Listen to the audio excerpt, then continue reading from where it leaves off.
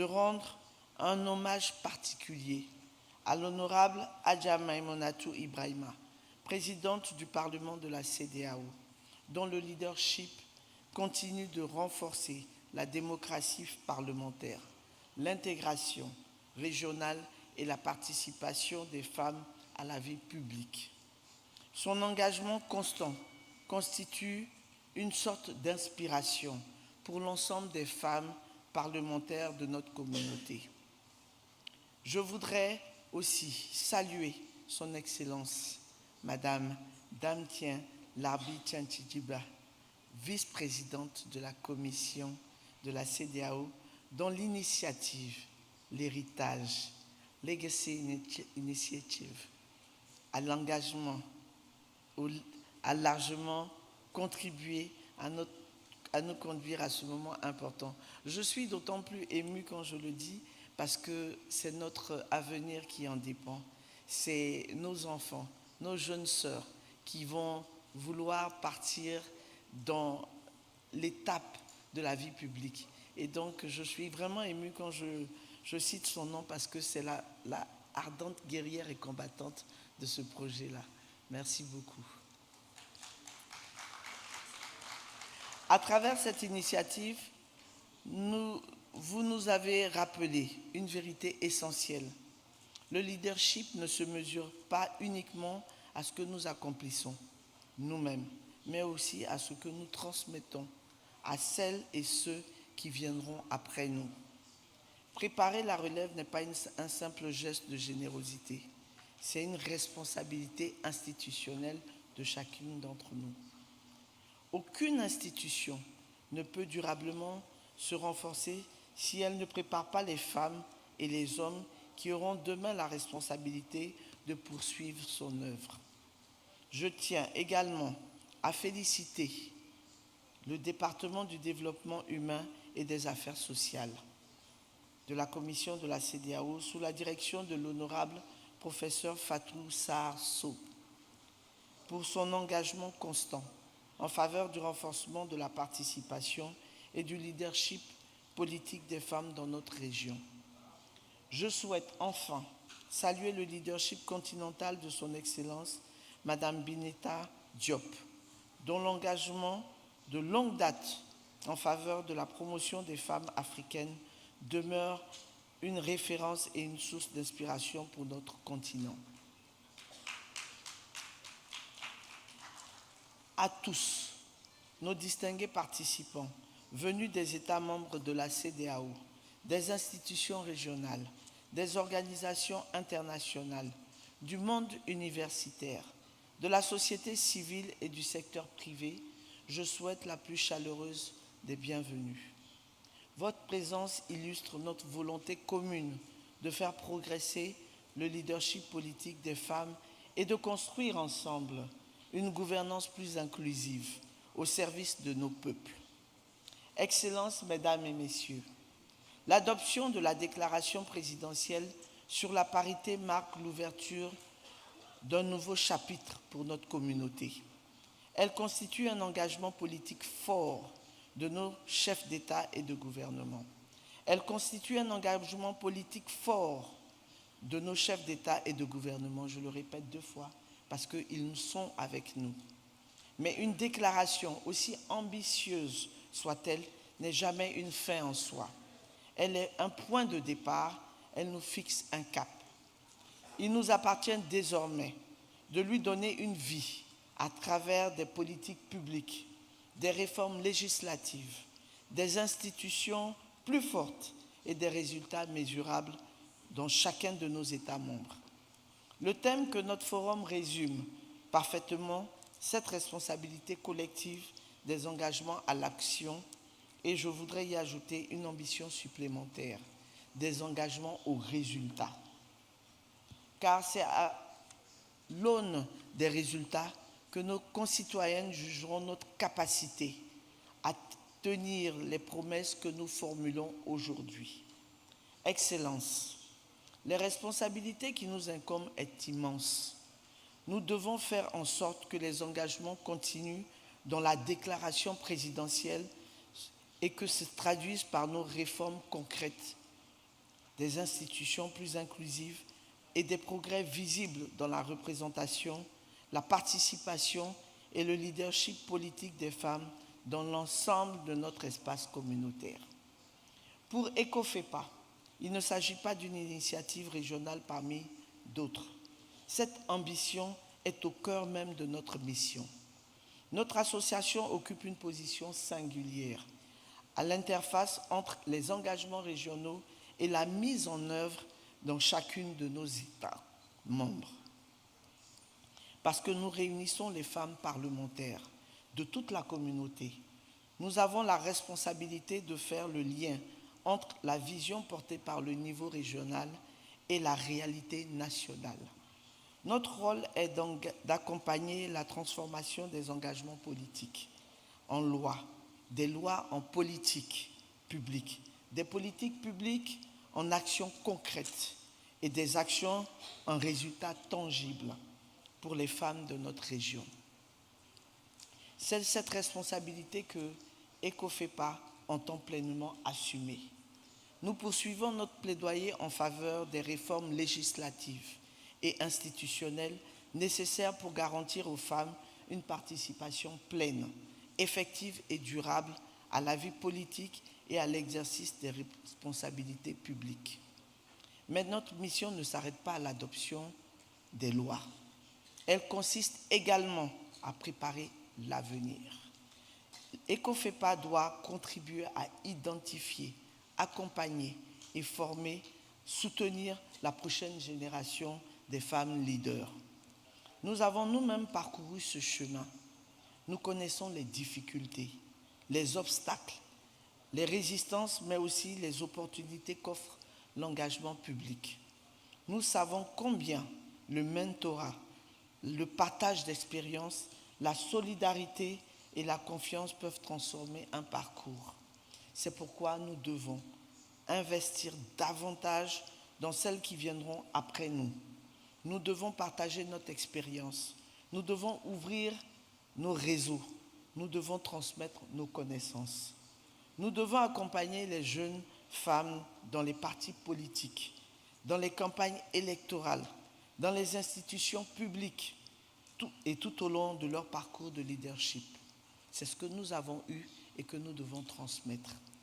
Le mentorat ne peut être occasionnel ni informel. Il doit devenir un pilier délibéré, un engagement structuré et durable de la contribution de ECOFEPA à la mise en œuvre de la déclaration de leadership des femmes, assumer des responsabilités, des mentorats et qui poursuivent cette œuvre de demain. Si nous veillons constamment à élargir le vivrier, des femmes préparées à accompagner et prêtes à assumer ces responsabilités-là. Je voudrais enfin m'adresser directement aux jeunes femmes de notre communauté qui aspirent à exercer des responsabilités de leadership.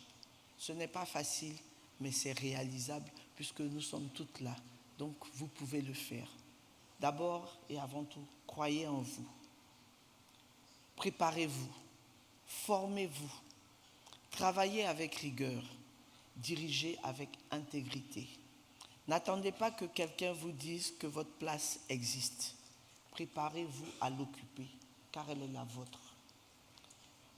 Le leadership commence bien avant l'exercice d'une fonction publique. Il commence le jour où l'on décide de servir. Excellences, distingués invités, mesdames et messieurs, au nom de l'Association des femmes parlementaires de la CEDEAO, je vous renouvelle nos plus chaleureuses salutations de bienvenue. Je forme le vœu que ce forum soit un moment d'écoute, de dialogue, d'engagement et surtout de décision. Que nous quittons Abuja avec une feuille de route claire, des responsabilités partagées et une volonté renouvelée de transformer nos engagements en un progrès durable pour les femmes et les filles de notre communauté. Je vous remercie de votre aimable attention. Merci. Thank you very much. Obrigado.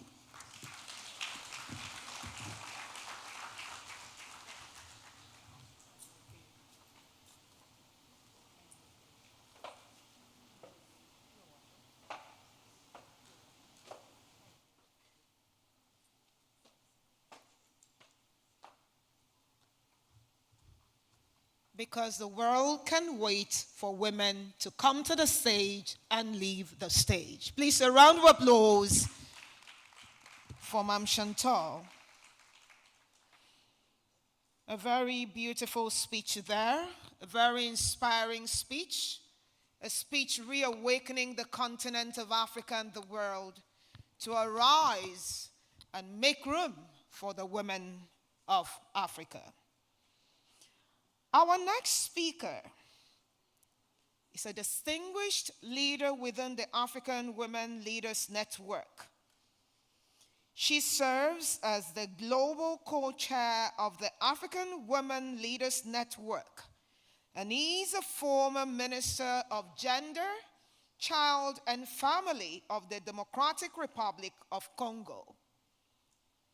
Through her public service and leadership within Olin, she continues to support efforts to strengthen women's representation, leadership, and participation in decision-making tables across Africa.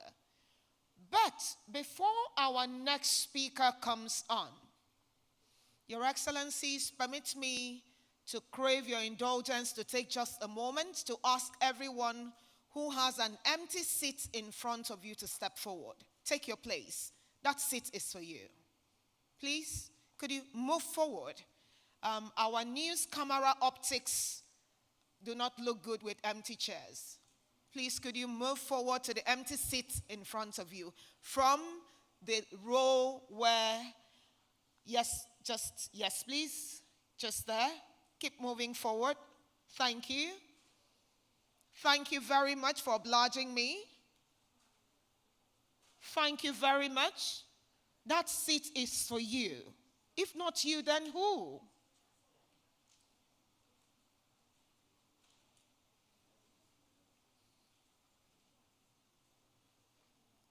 Ladies, please, if you still have an empty seat in front of you, fill up that seat.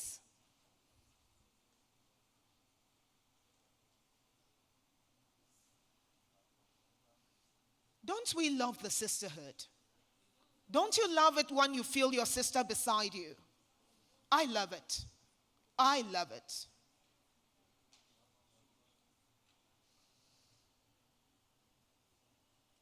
Thank you very much. Thank you. Please, a round of applause for yourselves. And so, the next voice of impact you're going to hear is the Olin Global Co-Chair and a former Minister of Gender, Child, and Family of the Democratic Republic of Congo. Please join me welcome with a resonating round of applause, Marie-Louise Mwange. Please, shall we clap? Let's give her that welcome.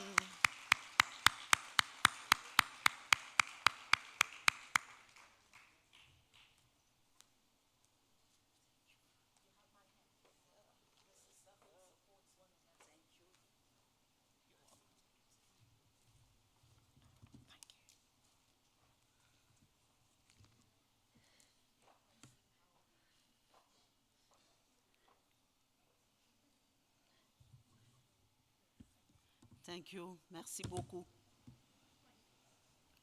Je voudrais dire merci et vous signaler que le mot que je prononce tout à l'heure, ce n'est pas mon mot, c'est au nom de Madame Binta Diop, qui sera avec nous d'ici là et qui m'a demandé de livrer ce mot à votre intention. Merci beaucoup. Madame la vice-présidente de la commission de la CEDEAO, Madame la ministre des Affaires féminines de la République fédérale du Nigeria, Mesdames et Messieurs les ministres et membres du gouvernement, Mesdames et Messieurs les représentants de l'Union africaine, de la CEDEAO, des Nations unies et des partenaires au développement, honorables députés, chers invités, bonjour. C'est un grand honneur et un privilège d'être parmi vous aujourd'hui à Abuja pour cet important forum sur le leadership politique des femmes. Permettez-moi tout d'abord d'exprimer ma sincère gratitude au gouvernement et au peuple de la République fédérale du Nigeria pour leur accueil chaleureux. Madame la ministre, soyez notre interlocutrice auprès de votre gouvernement et transmettez-leur nos vœux les plus sincères de remerciement. Je tiens aussi à féliciter nos partenaires, la Commission de la CEDEAO et le Programme des Nations Unies pour le développement PNUD pour leur précieux engagement en faveur de la promotion du leadership politique des femmes dans notre région. Ce forum se tient à un moment décisif pour l'Afrique de l'Ouest. Dans toute la région, nous assistons à des transitions démocratiques, à des réformes constitutionnelles, à des processus électoraux et à un regain d'aspiration à la paix, à la stabilité et à une gouvernance inclusive. Ces moments présentent non seulement des défis importants, mais aussi des opportunités pour redéfinir le leadership politique pour les générations futures. Pourtant, malgré les décennies d'engagement des femmes, restent sous-représentées au sein des institutions où se prennent les décisions concernant nos sociétés. Aujourd'hui, elles n'occupent qu'une infime partie des sièges parlementaires en Afrique de l'Ouest, tandis que des obstacles tels que la violence politique, le coût croissant des élections, les structures partisanes discriminatoires et les formes de harcèlement en ligne de plus en plus sophistiquées continuent de décourager leur participation à la vie publique. La question qui se pose n'est donc plus de savoir si les femmes doivent diriger. L'Afrique a déjà répondu à cette question.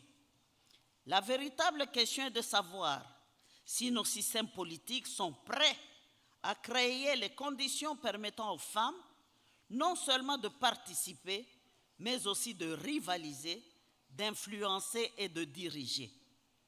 C'est précisément la raison de notre présence ici aujourd'hui à Abuja.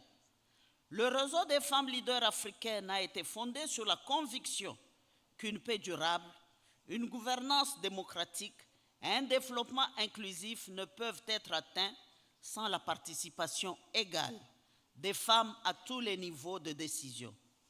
Nous avons œuvré sur tout le continent pour renforcer le leadership féminin, favoriser la solidarité intergénérationnelle, nouer des partenariats stratégiques et accompagner les femmes, de l'activisme de base aux plus hautes fonctions de l'État, par le biais du pilier gouvernance et participation politique de Aoulin.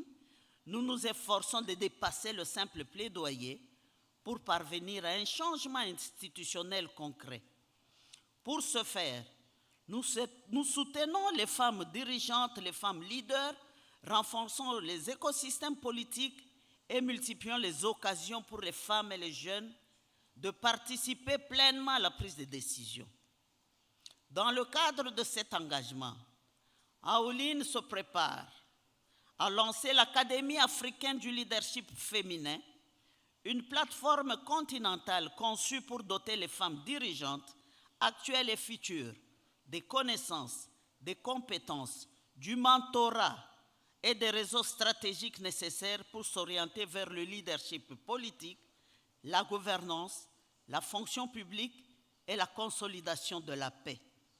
L'Académie servira de catalyseur pour former une nouvelle génération de femmes dirigeantes africaines transformatrices, prêtes non seulement à accéder à des postes de responsabilité, mais aussi à façonner des politiques et des institutions plus inclusives, responsables et à l'écoute des besoins de nos sociétés. Aujourd'hui, en collaboration avec la CEDEAO et le PNUD, nous franchissons une nouvelle étape importante. Ce forum n'a pas été convoqué dans le seul but d'échanger des expériences. Il a été convoqué afin d'accélérer la mise en œuvre, pour identifier des réformes concrètes, mobiliser la volonté politique, renforcer la coopération régionale et en définitive transformer nos changements collectifs en résultats concrets pour les femmes de toute l'Afrique de l'Ouest. Au cours des 2 prochains jours, nos discussions porteront sur certains défis les plus urgents auxquels sont confrontées les femmes en politique. La réforme des partis politiques, la participation électorale, le financement des campagnes, la sécurité numérique, le leadership de jeunes femmes, la solidarité régionale et l'action collective. Plus encore, ces échanges aboutiront à l'adoption du programme d'action régional d'Abuja, qui fournira une feuille de route pratique pour accélérer le progrès vers la vision 2035 de la CEDEAO en matière de parité hommes-femmes. Excellence, l'histoire nous rappelle que le progrès ne s'est jamais fait par de simples déclarations. Il a toujours exigé un leadership politique courageux, un leadership prêt à remettre en question les systèmes en place, un leadership qui investit dans les femmes et les jeunes femmes, un leadership qui comprend que l'égalité des sexes n'est pas simplement une aspiration sociale, mais un impératif démocratique et un investissement stratégique pour la paix, la prospérité et les institutions résilientes. Alors que nous célébrons le 50e anniversaire de la CEDEAO, que ce forum devienne une nouvelle étape marquante dans le cheminement de notre région vers une gouvernance plus inclusive. Le chemin de la région vers une gouvernance inclusive. Faisons en sorte que les générations futures se souviennent d'Abuja, non seulement comme un lieu de notre rencontre, mais aussi comme le lieu où nous avons collectivement décidé de passer des promesses à la réalisation et à des engagements aux actes. Je souhaite à tous des fructueuses délibérations et des résultats concrets. Je vous remercie. Please continue with your applause for Maman Marie-Louise. That's how I like to call her. Okay, so we're almost through the end. We have our final speaker today for the introduction, who represents the host country, Her Excellency Honorable Iman Suleiman Ibrahim. She serves as Minister of Women Affairs and Social Development of the Federal Republic of Nigeria, where she leads national efforts focused on advancing women's empowerment, social development, and inclusive policy. As host country minister, her participation reflects Nigeria's commitment to strengthening regional dialogue and action on women's leadership and participation. Please put your hands together for the Minister of Women Affairs of Nigeria. Thank you very much.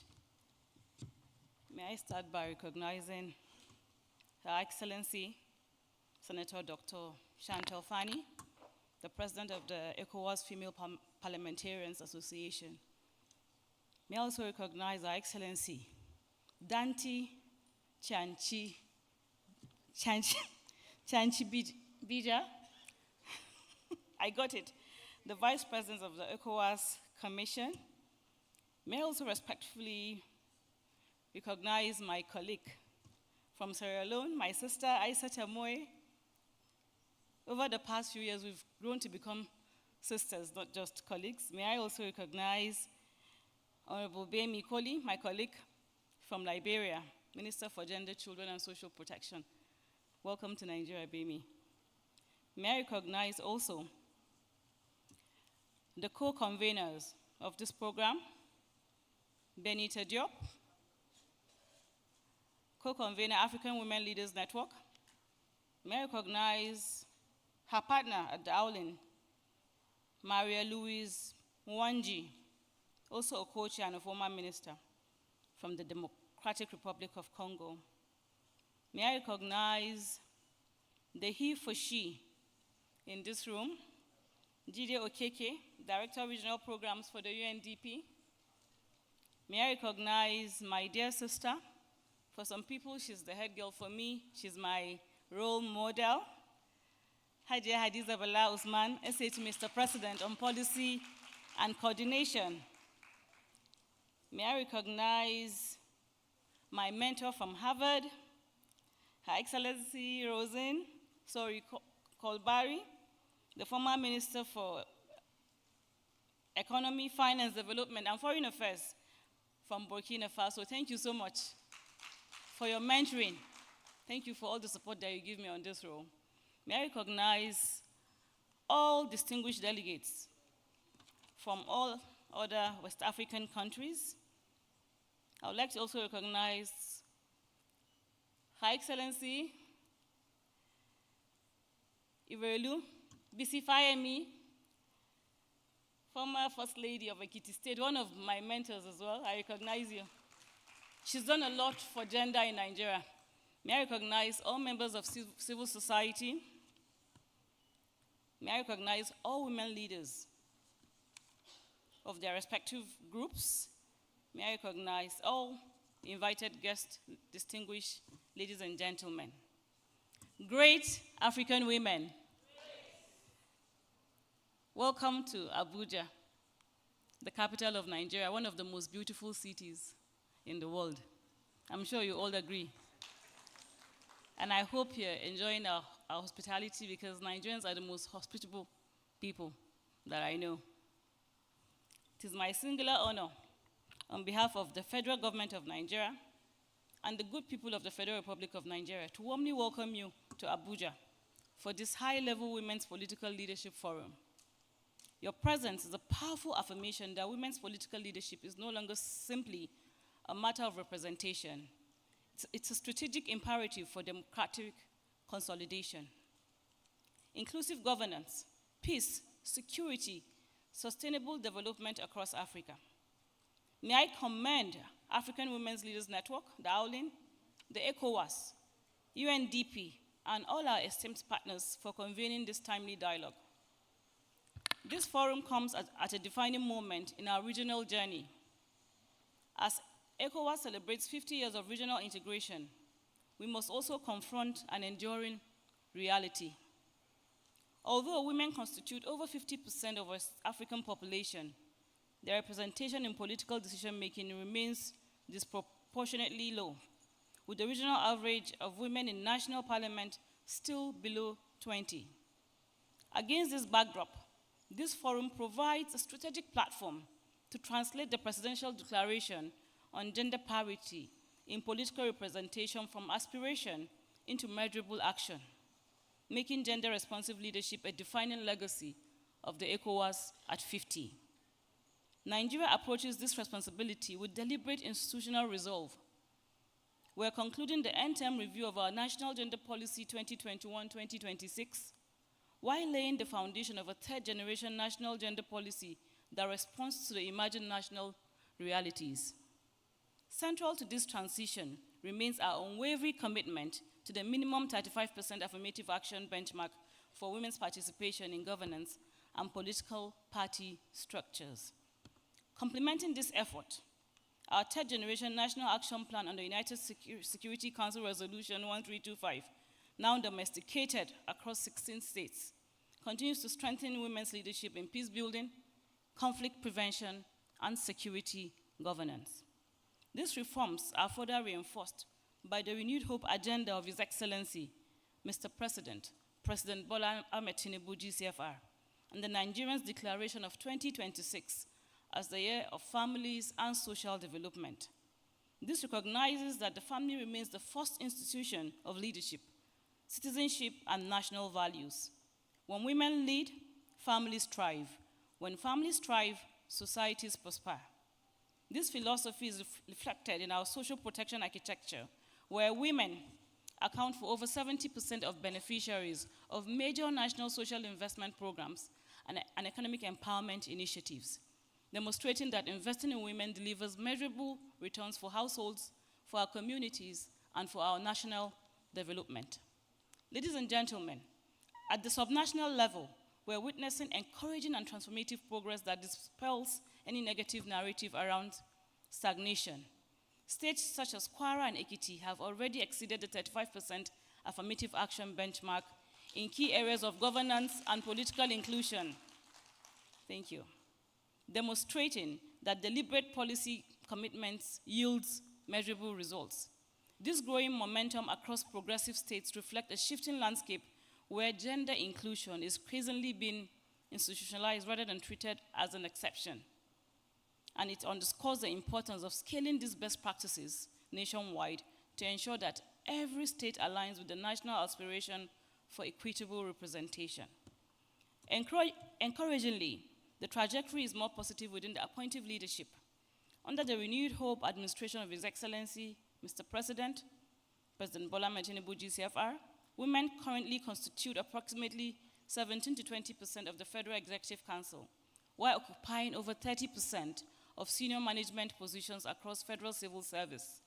Significantly, since 2015, Nigeria has consistently entrusted the office of the head of civil service of the Federation to distinguish women, affirming the confidence reposed in women's competence, integrity, and administrative leadership.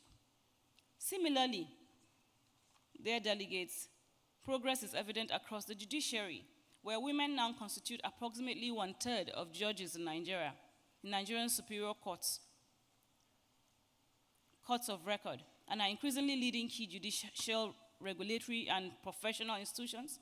Overall, women make up about 33% of judiciary in Nigeria, reflecting a steady advancement and the gradual dismantling of long-standing structural barriers within the justice system.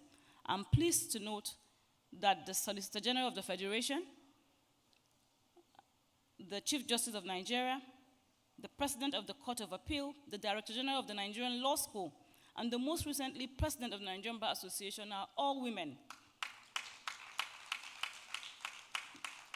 These landmark appointments provide compelling evidence that women continue to excel when entrusted with leadership responsibilities and serve as a powerful reminder that merit, when allowed, prevails, no gender. Progress is equally evident within our security architecture, where barriers continue to fall through the appointment of women into strategic leadership positions across the armed forces, the Nigerian police force, the intelligence agencies, and paramilitary services. This milestone reinforces a simple truth. When opportunities are deliberately created, women consistently excel. It may also interest you to note that the current head of the Nigerian Immigration Service is a woman. Nigeria has equally recorded the appointment of its very first female Deputy Director General within the intelligence community. Thank you. Ladies and gentlemen, political leadership must also rest on a strong foundation of economic empowerment. Nigeria's National Women's Economic Empowerment Policy of 2023-2028 estimates that closing the gender gap in economic participation could contribute a whopping $229 billion to Nigerians' gross domestic product. This vision being advanced through the $540 million investment of the Nigerian for Women Scale-Up program, supported by the World Bank in collaboration with the subnationals, which targets a minimum of 5 million women directly and estimated 25 million Nigerians indirectly. Already, over 460,000 women have been organized into a more structured collective group and have collectively mobilized over 4.4 billion of their own money, demonstrating that economically empowering women become stronger civic and political actors. This expanding economic agency is now translating into the unprecedented political mobilization. Earlier this year, women from 774 local government areas of Nigeria united under the banner of the power of 10 million, one voice, one movement, one choice. Organized across Nigeria's 8,809 electoral wards, this movement seeks to mobilize more than 10.5 million women into a coordinated national constituency for democratic participation. Through the presentation of the Nigerian Women's Charter for National Development, Nigerian women declared their readiness to not merely vote, but to shape policies, to influence governance, and to define the nation's future. The same leadership capacity is equally reflected within Nigeria's corporate sector. Currently, women lead 11 out of 24 Nigerian commercial banks, representing approximately 45.8% of banking chief executives. Thank you very much. While occupying more than 31% of corporate board seats nationwide, at the Central Bank of Nigeria, women constitute to hold strategic executive positions, including 25% of deputy governor's position. This achievement demonstrates that whatever institutional barriers are lowered and merit is allowed to flourish, women lead with excellence, innovation, and measurable results. Distinguished ladies and gentlemen, the evidence before us is compelling. Across Africa, the continent does not suffer from deficit of capable women. It continues to contend with structural barriers that limit opportunities. While the global average of women's representation in national parliament has risen to approximately 27%, Africans' representation in many countries remains significantly below the benchmark, with persistent gap in both legislative and executive leadership. Our task over the next 2 days is to therefore set clear to transform political commitments into enforceable legislation, strengthen affirmative action frameworks, expand financing for women candidates, deepen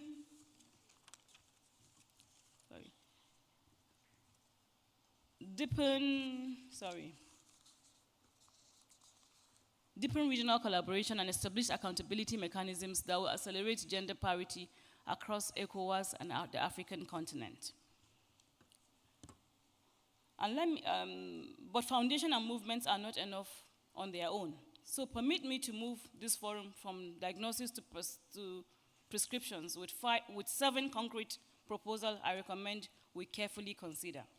Firstly, and most concretely, let us consider to establish a Women's Political Leadership Trust Fund. If the cost of entry is the barrier, then we must build a bridge. I propose a dedicated, professionally managed financing facility to defray nomination fees, campaign costs, capacity building for credible candidates. We have blended finance instruments to strengthen women's businesses. It is time we build one to support women's candidacy. Secondly, we may wish to convert the 35% benchmark from an aspiration into an enforceable commitment. And let us be clear, the 35% is a floor, not a ceiling. A region whose population is more than half women, in an ideal world, should be more than half its representation held by women. 35% is not destination, it's a fair and realistic place to begin the journey towards parity. But even that floor will not be reached by goodwill. Political parties must carry the greatest share of responsibility. It is the parties that draw the candidate list, and therefore the parties must commit to ensuring their candidature list meets the minimum gender threshold before their lists are submitted to INEC. May I urge our electoral frameworks should consider the empowerment of electoral bodies such as INEC to be able to ensure that this becomes a reality. Thirdly, let us forge a standing alliance between civil society and women already in office. Too often, our advocates and our office holders work in separate rooms. I propose a formal Ecowas Women's Leadership Compact that pairs civil society organizations, which supplies research and mobilization and public pressure, with 7 women legislators and appointees who supply access to the chambers where laws are actually passed. Advocacy outside the building and power inside it must stop operating as strangers. CSOs and politicians must work so that aspiration meets reality. Fourth, and this is a call I direct to women ourselves. Let us resolve to support one another at the ballot. We must be honest in this room. Part of the answer lies not only with the parties and institutions, but with us. Too often, when a competent woman with a proven track record appears on the ballot, she does not receive the block of support from women voters that her record deserves. We are almost half of the registered voters in Nigeria. That is a decisive electoral force wherever we choose to act as one. Let us ask ourselves plainly, why do women not more consistently vote for women who have demonstrated capacity and integrity? Solidarity at the ballot box is not favoritism, it's a strategy. And if we will not stand behind our own most qualified daughters, we cannot expect other people to stand behind them. The fifth is we build a pipeline deliberately, not by chance. I propose that a regional women's leadership academy, like the one in Rwanda, to identify and prepare women at the ward, local government levels, where political careers genuinely begin, so that we never again told that there are no qualified women. We will have them prepared themselves from the onsets and in thousands. The sixth is to rejuvenate the women's movement so that we can continue to speak with one voice. In Nigeria, we have the voting bloc, and that is enough for us to negotiate. The seventh is to continue to cultivate positive masculinity. You heard one Jide spoke, and that is the story of many, many men. They were either raised single-handedly by women, or they were a key influence in their lives. And if we put them as co-owners of this agenda, then we can be able to record more outcomes. As I conclude, Your Excellencies, distinguished ladies and gentlemen, as this conversation concludes in the next few days, let us remember that history is shaped not merely by those who gather to discuss change, but by those who summon the courage to institutionalize it. Let this forum mark a turning point where evidence informs policy, partnership drives progress, and political will delivers measurable outcomes for the women and girls on our region. Together, let's build a West Africa where every woman has an equal opportunity to lead. Every democracy benefits from a full strength of its people, and every nation prospers because it has chosen to be inclusive than exclusive. I thank you for the kind attention. I wish us all a fruitful deliberation and a productive and impactful outcome. Enjoy the rest of your time in Abuja. May God bless you all. Thank you. Many reasons she is called the Magnificent Iman. Please, shall we give a round of applause to Nigeria's Minister of Women Affairs and Social Development, Honorable Iman Suleiman Ibrahim, FSI, a sister's keeper, a believer in humanity, a voice for women. And since her emergence as the Minister of Women Affairs, a lot has changed positively in Nigeria's gender space. Please keep that applause coming.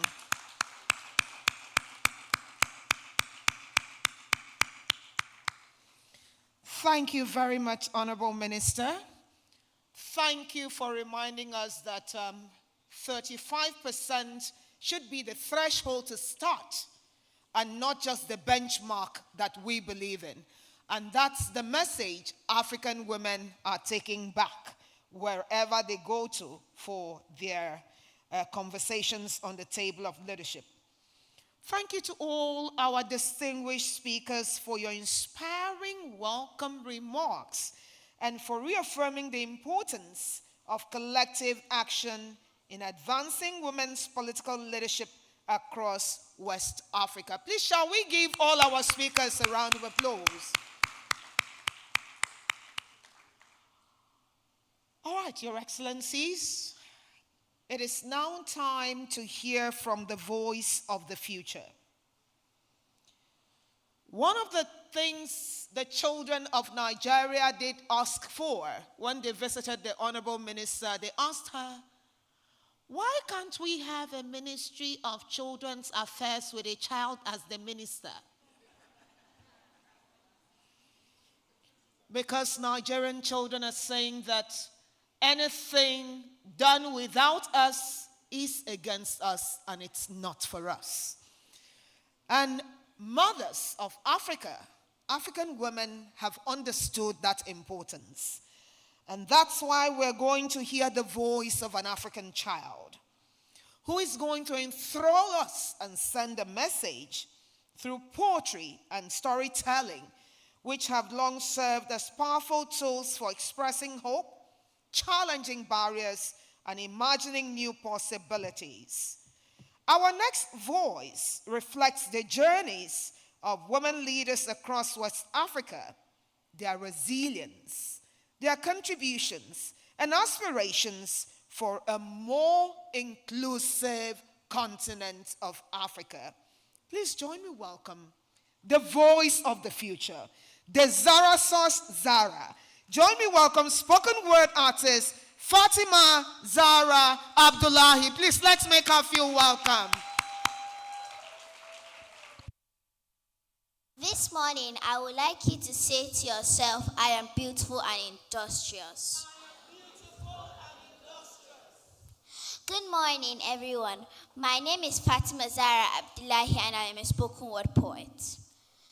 Those who say women are powerless do not know what it feels like to have an African mother. Women who will give you one paragraph instruction by just batting their eyes. I learned from my mother that a woman is a storm as well as a soft breeze. God wanted to show the world what strength and resilience look like. So he made women, scattered them around the world, and planted them in the midst of chaos. So that growth can teach us that new beginning is a beautiful thing. Women like Ellen Johnson Sirleaf, who nurtured Liberia out of civil war. Women like Hajia Gamboso Aba, who carried the pain of generation so we all can have a place at the seat of power. Women like Amina J. Mohammed, an epitome of excellence and progress, who is showing the world that sometimes what a man can do, a woman can do even better. Women like Ngozi Okonjo-Iweala, who teach us that we should never put a limitation on our ambitions. Women like Alhani Islam, who turned a poem into a manifesto for a better future. Your big heart is the reason dreams can find a place here. And look how far you have come, breaking stereotypes and changing the status quo. There was a time when education of a girl only ends in the kitchen. But these days, women are cooking in the seats of power, making policies and leading the charge for change. Women are eating good and leaving no crumbs. You are proof that greatness has no gender bias, that anyone can be anything regardless of where they come from. And yes, the journey is far from over.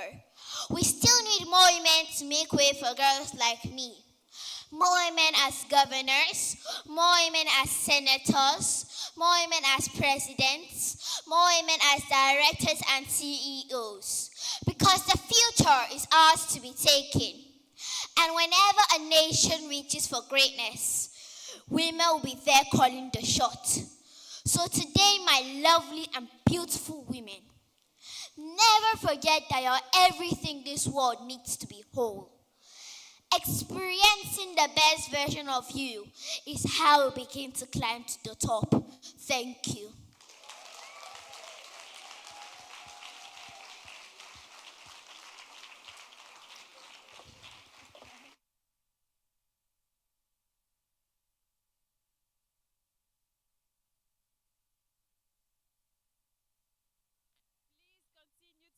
For her.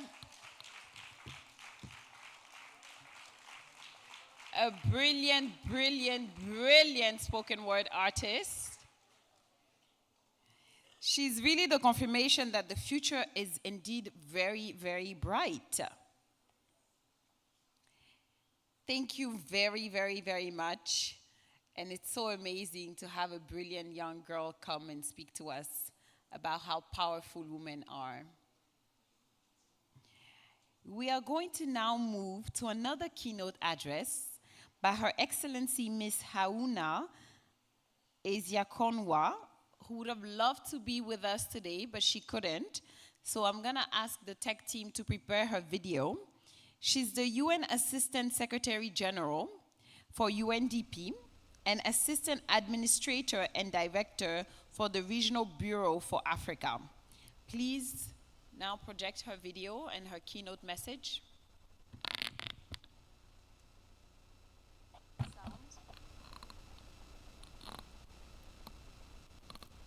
Can we check for the sound and start over, please?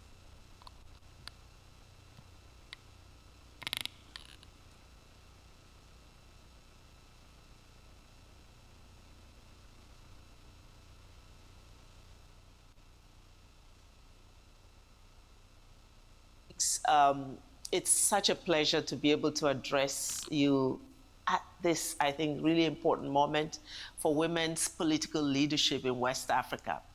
You know, this continent, Africa, has no shortage of women with the ability, the ambition, the resolve, and the commitment to lead.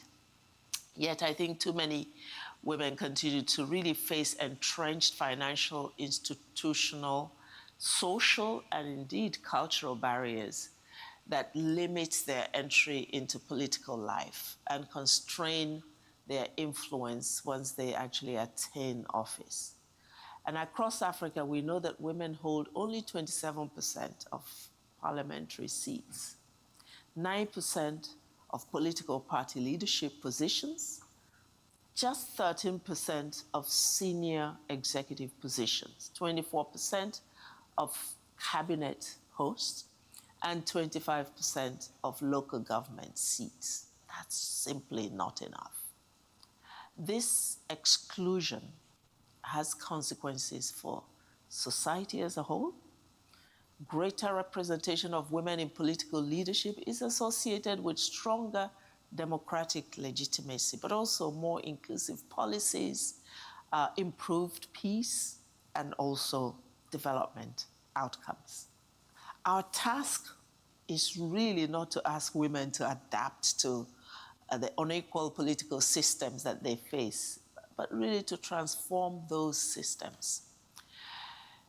It is in response to this challenge that UNDP, in partnership with the African Women Leaders Network and the African Union, established the African Facility for Women in Political Leadership. Through the facility, we are preparing to launch, actually this month, the African Academy for Women's Political Leadership in Kigali.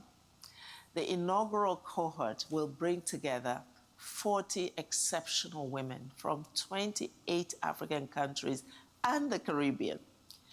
The idea is to equip them with the leadership skills, the strategic networks, and the influence that they need to shape policies and decisions that are driving the continent's development. In line with this commitment, UNDP will also support the African Union Commission in developing guidelines to address the financial barriers to women's political participation. We want to build on the outcomes of the Ecowas Ministerial Meeting on Gender, which was co-hosted earlier this year alongside the Commission on the Status of Women. Together with the African Young Women Leaders Fellowship Program, which has actually supported about 95 young women from Africa across the continent. These initiatives that we're discussing are strengthening a pipeline of women leaders at every stage of their leadership journey. This forum today must now translate that continental ambition into practical action in West Africa. It needs to build on the momentum that was generated by the Ecowas Gender Parity Declaration, and congratulations to Ecowas on that. The region is navigating elections, governance reforms, and of course, political transitions that are quite complex. And these will shape the democratic trajectory of the region for decades to come. Our objective is really quite concrete. By the close of this dialogue, we must have an actionable plan to address all of these challenges, the financial, the institutional, the social, the cultural, and of course the digital barriers to women's political participation. Achieving gender parity requires men as well. It requires them to recognize that women's political leadership is not a concession, but essential to stronger democracy.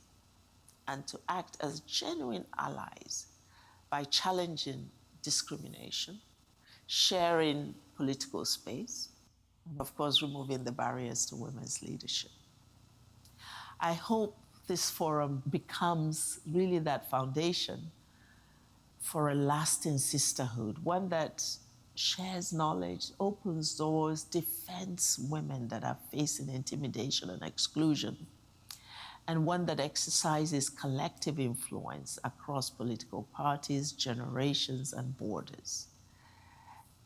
Let it also mark a decisive shift from representation to influence, from isolated achievement to collective power, and from declarations to delivery. I want to assure you that UNDP stands ready to accompany you on this journey. Please continue to count on our partnership.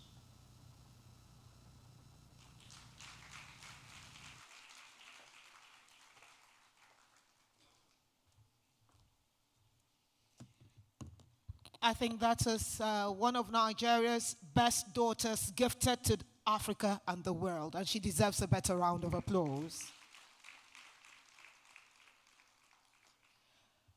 My co-host has signaled that we would have to go for a little tea break, but not before we take your beautiful faces in framed memories before we go.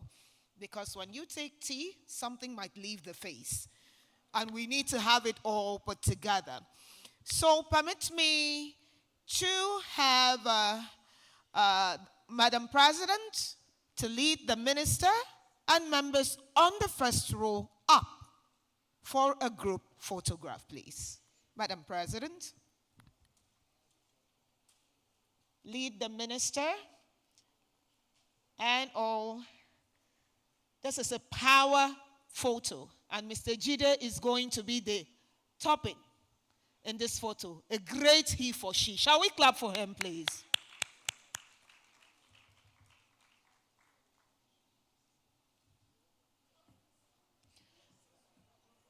Up? Yes, we're coming up. We're coming up, please. Up here. Madam President, my minister is looking out for you.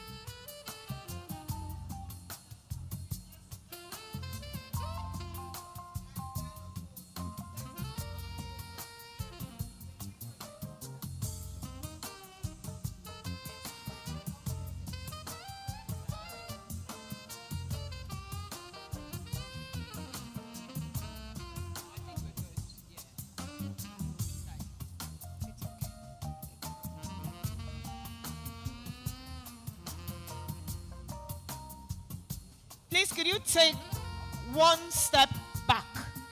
One step. Thank you. Are we okay?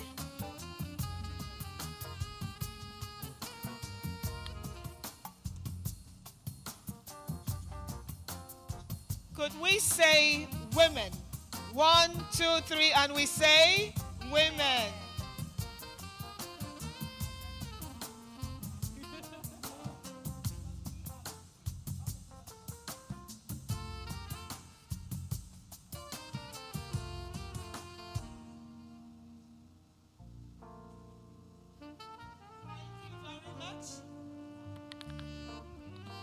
Women o'clock in Africa. My Honorable Minister and Madam President, ma'am, as you go back to your seats, I have just been informed that before the tea, we have to take one more keynote speech. Forgive me there, and forgive us for the mix. And this speech is a keynote which will represent regional institution at the center of West Africa's integration and collective action. The next voice we are going to hear provides leadership within the Commission's governance structures and contributes to advancing regional priorities, including integration, peace, security, development, and inclusive participation. Her role reflects ECOWAS' continued commitment to strengthening regional cooperation and advancing initiatives that support women's empowerment and gender equality. Your Excellencies, distinguished ladies, and a few gentlemen, join me welcome Her Excellency Madametian Chinchimbidja. Please, a round of applause for her. Please clap for my sister. Thank you very much for such a warm introduction. Thank you, ladies, gentlemen.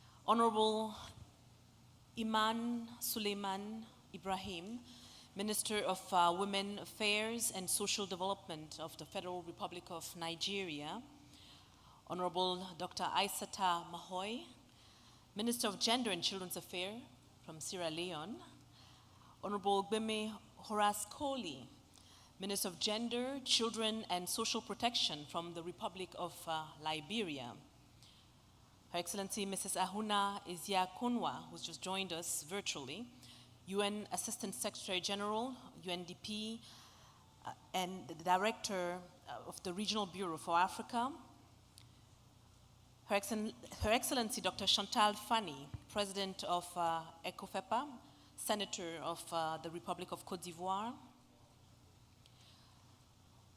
Her Excellency Madame Bineta Diop, co-convener of the African Women Leaders Network, AWLIN,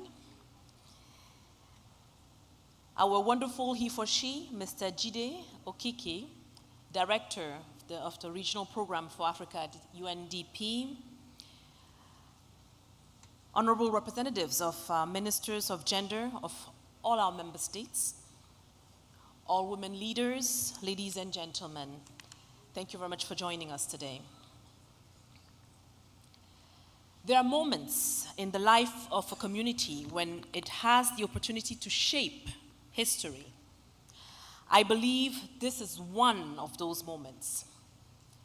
Just days ago in Freetown, Sierra Leone, at the summit of the future of regional integration in West Africa, the authority of ECOWAS heads of state and government adopted the Presidential Declaration on strengthening the representation of women in political leadership in the ECOWAS region.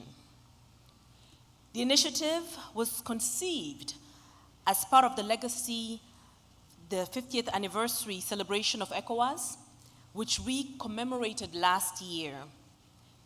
It was intended to not only honor 5 decades of regional cooperation, but also to leave an enduring foundation for the next chapter of our community, one in which the leadership of our region more fully reflects the talents, experiences, and aspirations of all our people.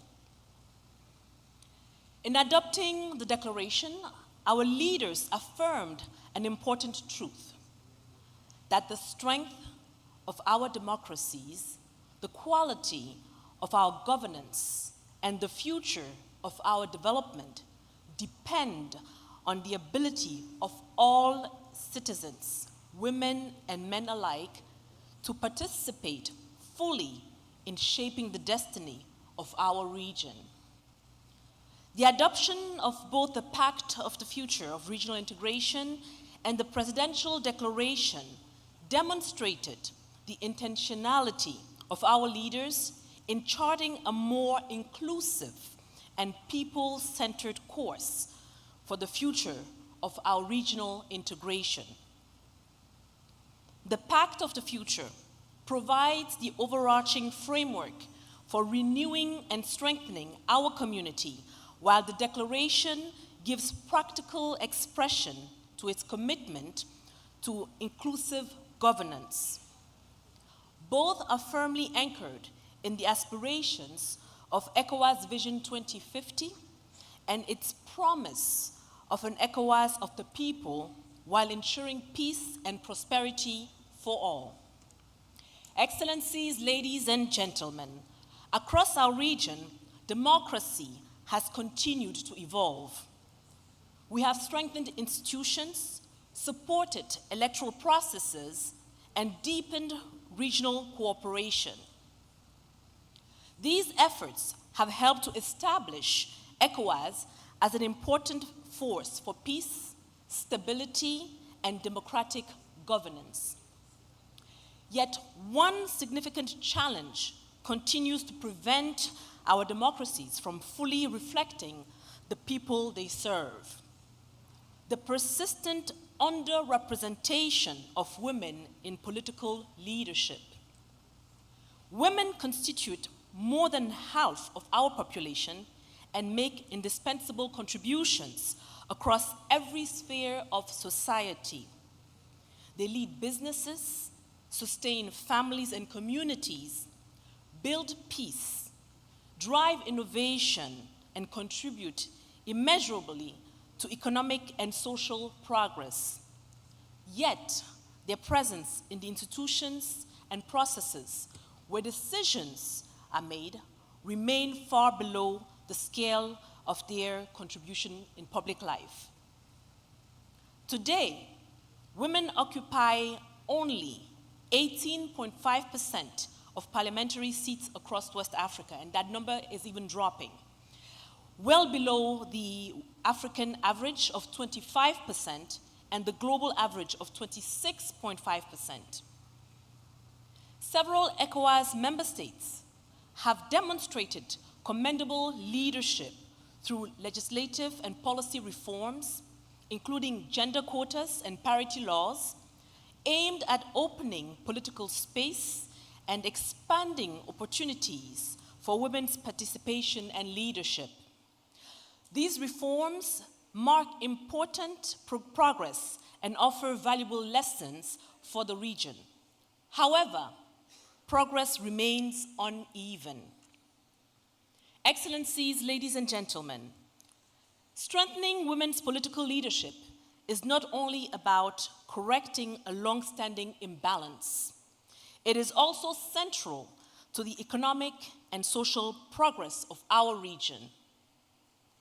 The International Monetary Fund estimates that closing the gender gap could increase economic output by 10 to 35%, depending on national circumstances. Behind those figures are real possibilities.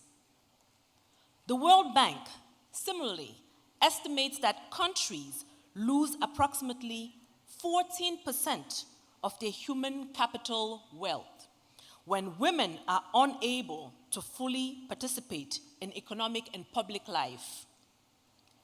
These findings reinforce what many of our communities already understand.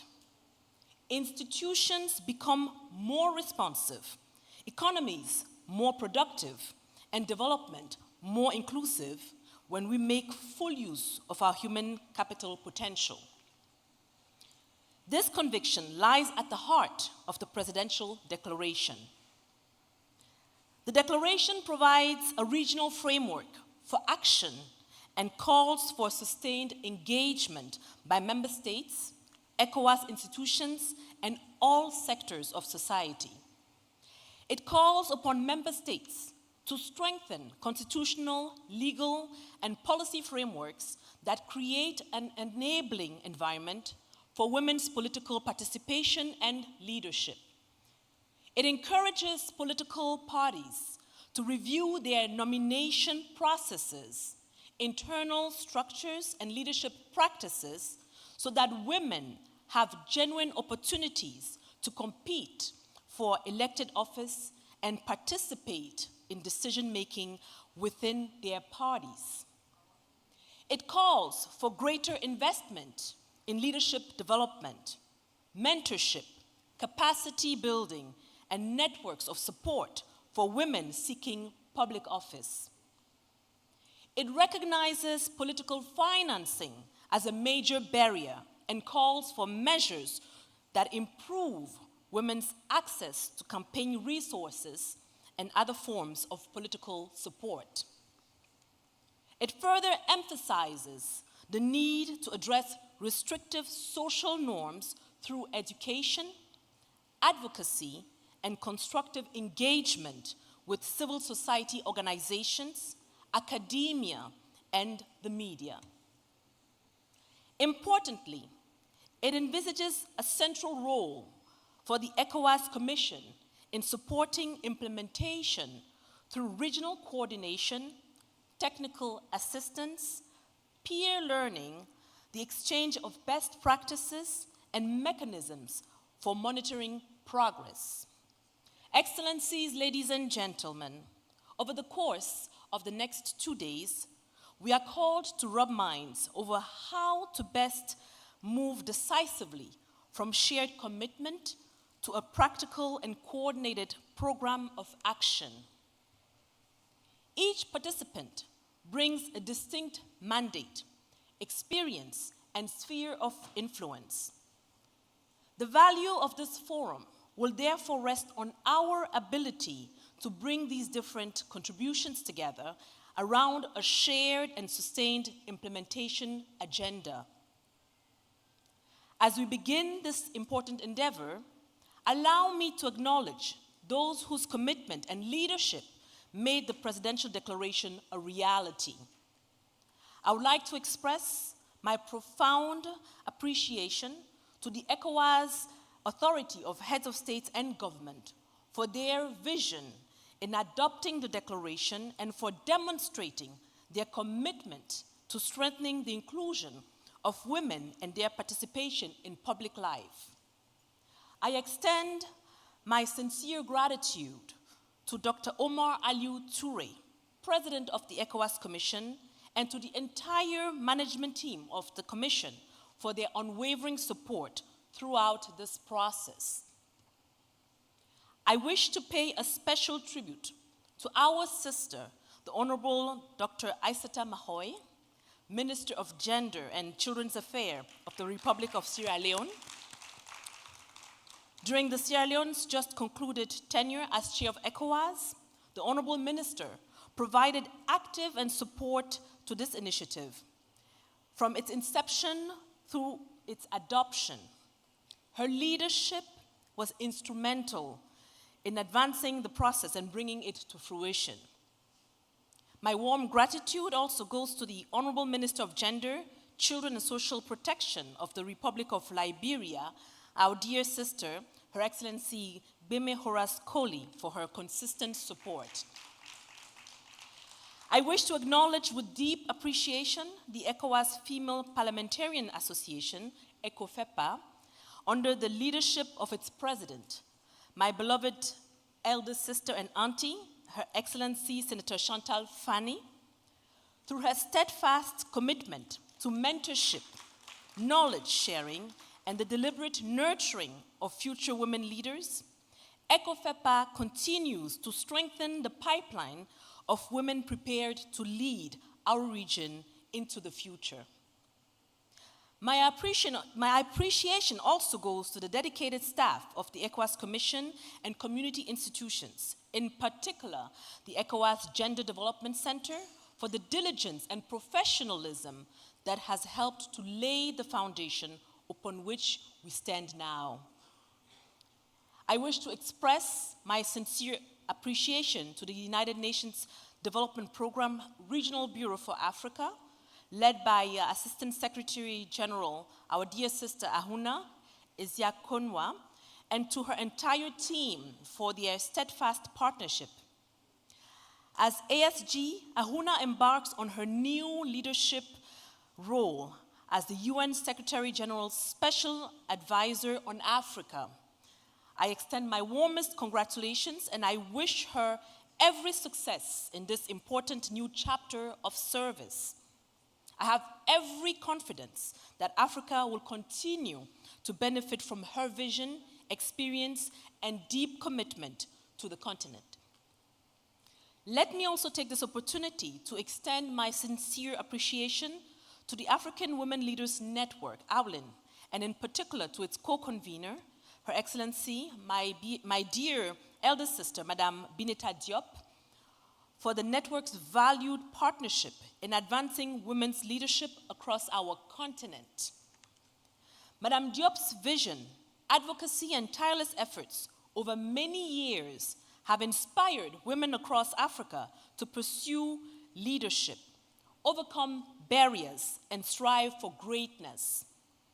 Her example reminds us of the difference that determination, consistency, and courage can make, and we remain deeply grateful for her enduring contribution to our common cause. To the institutions, civil society organizations, women leaders, and development partners who believed in this initiative and supported it throughout the process, I offer my sincere gratitude. Please allow me to express, on behalf of all of us, our sincere appreciation to the government and of the people of the Federal Republic of Nigeria for graciously hosting this forum and for the warm hospitality extended to all participants.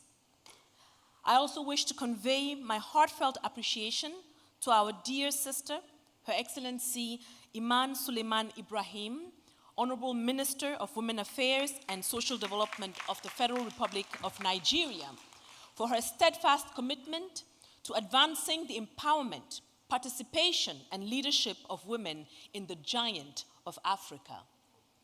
Given Nigeria's influence and central role within our community, the progress Nigeria achieves in this area will resonate far beyond its borders.